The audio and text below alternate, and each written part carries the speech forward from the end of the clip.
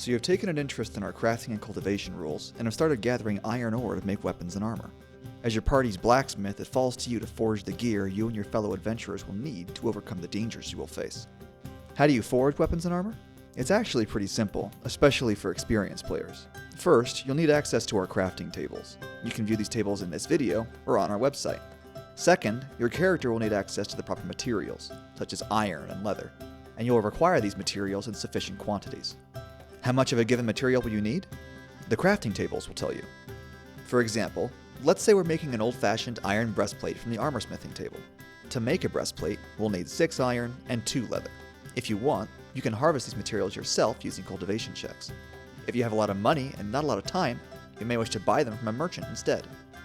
Most of the crafting documents will show the market value for relevant crafting materials. On the armor smithing document, for example, we can see that 1 iron is worth 50 silver, and 1 leather is worth 20 silver. If we wanted to buy the materials we need to make a breastplate, we would spend 300 silver, or 3 gold, on iron, and 40 silver on leather. Now that we have our materials, how exactly do we craft our armor? That depends on what we're trying to make. Let's look at the armor smithing table again. Some items, like armor, take cultivation checks to craft. This means we have to devote some time to making it. Since we are trying to make a breastplate, it will take 2 cultivation checks to make. If we wanted to, we could make the breastplate over the course of a single long rest, because 1 long rest gives us 3 cultivation checks and we only need 2. Or, if a dragon just attacked the city and you need to go slay it right now, you can take a break from crafting and spread the process out over multiple periods of rest or travel. For this example, let's say we're going to forge our breastplate over the course of a single long rest. We get 3 cultivation checks from the long rest, and our breastplate only needs 2. Does that mean we just expend our cultivation checks and instantly make the armor? Not quite. Once we expend a cultivation check for crafting, we have to roll a d20 and add a relevant skill check. Most types of craftsmanship we'll talk about will be considered tool proficiencies, so they usually won't show up in the skill lists on most character sheets. If you want to make a skill check for crafting, but don't know what to add to your roll, consider using the following as a basic rule of thumb. Your d20 roll, plus your intelligence modifier, plus your proficiency bonus. If you want to make crafting easier on yourself, and if your DM is okay with it, you might want to add twice your proficiency bonus instead. This will make it so you're more likely to succeed on your crafting checks. Let's go back to making our breastplate. We have our materials, and we have the cultivation checks we need to make it.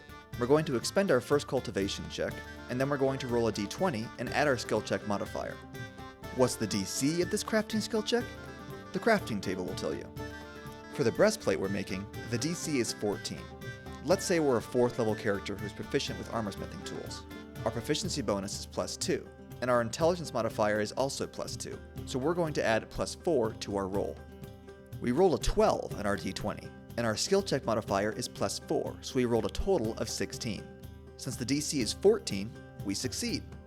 Does that mean our breastplate is ready?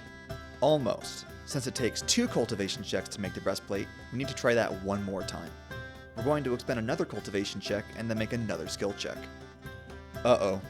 This time we rolled low.